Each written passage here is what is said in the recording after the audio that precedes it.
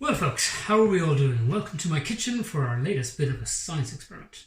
Now, today we have a lovely jar of mud from your garden. So, what we're going to do is take that lovely jar of mud, add some water.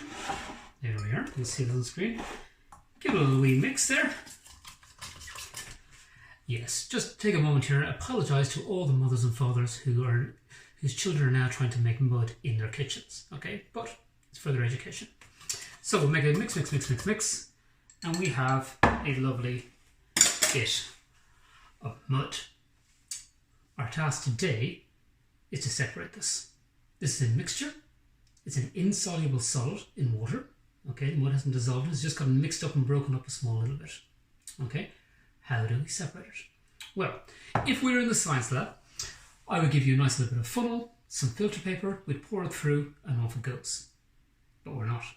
So our challenge today is to design an experiment where we can filter out this muddy water. Now what I'm going to show you is three different ones here. Hence my 1, 2, 3 lovely pint glasses that I need to wash before my wife comes home and kills me. We're going to try three different versions, and there's multiple other ones you can use. That's the fun thing about filtration. So I'm going to talk you through them, have a think, we'll compare. I haven't done this before, this is a bit of an adventure, and we'll see which one we think works best. In the end, you will choose one, do that experiment, photograph it, and write it up. So, option number one, well, it's probably the closest we can get, is with a bit of kitchen paper. Okay, and this paper here, it's really just got a whole lot of little holes in it, and if we put some into funnel, so I have my nice little IKEA funnel here.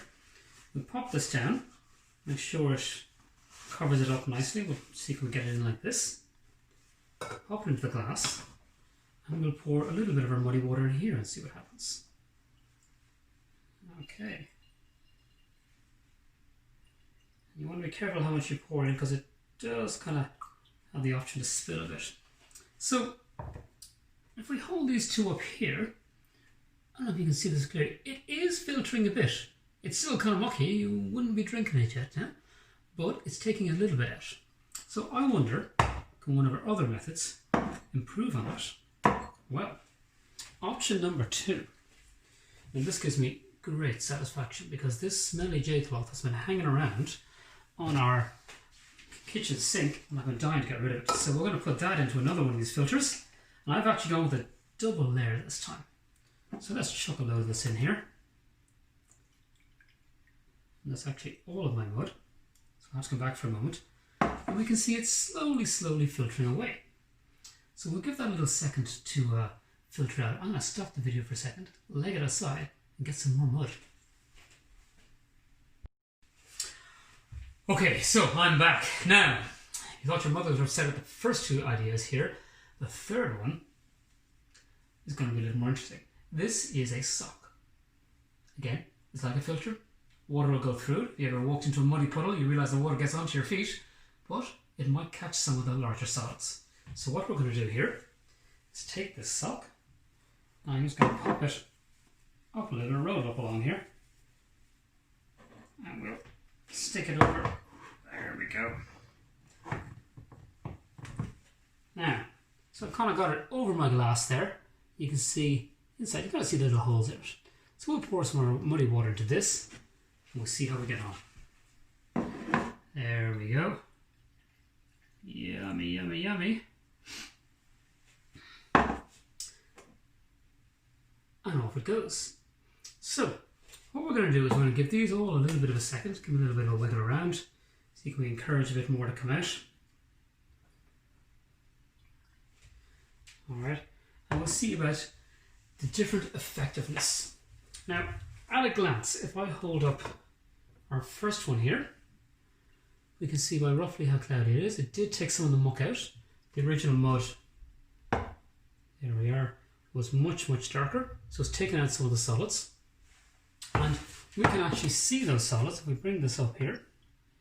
So can I encourage it? Okay, I'm going to have to tip this a little bit because I don't have not quite the whole thing finished. But there is all the mud sitting on the little bit of kitchen paper. Okay. don't use toilet paper for this one. That'll fall apart in your hands and you have a horrible gooey mess. Alright, what about our next one here? Well, the J-cloth does seem to have done a slightly better job. Okay, and maybe it's because I used 2 layers. Okay, you can see that there are 2 layers of the J-cloth in it. If we lift it up here, you can see nice and clearly. Okay, this is awesome. Bring this around for the camera here. It's captured things a whole lot more nicely. There's actually even a little dead worm in it, I think. Oh yeah, you're gonna have a great day here. So we'll put that down, and finally, our sock one. Again, not a bad job. It's taken a whole lot of the dirt out. Now, be nice to your mother and father and empty this out, flip the sock inside out and give it a rinse in the tap so you're not making a complete mess if you choose the sock method. So guys, those are 3 different methods of how we can filter a solution of muddy water. Okay, so it's an insoluble solid, all little bits of mud, dissolved, mixed up in water. It's a great way to get it out. Now for our second little experiment today, we're going to do, and this is really just setting up for the next day. It's a very, very simple one. What we'll need to do is get another glass, and I am actually out of all my glasses. I'm going to use a wine glass for this. But put some water in. We're going to get a different one here. And what we're going to use in our next experiment, okay, is some salt. Okay, and I'd say if you get this little kind of cheapy table salt, it'll work better than your little fancier salt grinder because the particles are smaller. So we're going to put a little of this into here. Mix, mix, mix, mix. And we'll give it a stir. Now, don't go mad because you really want to try and get it all to dissolve.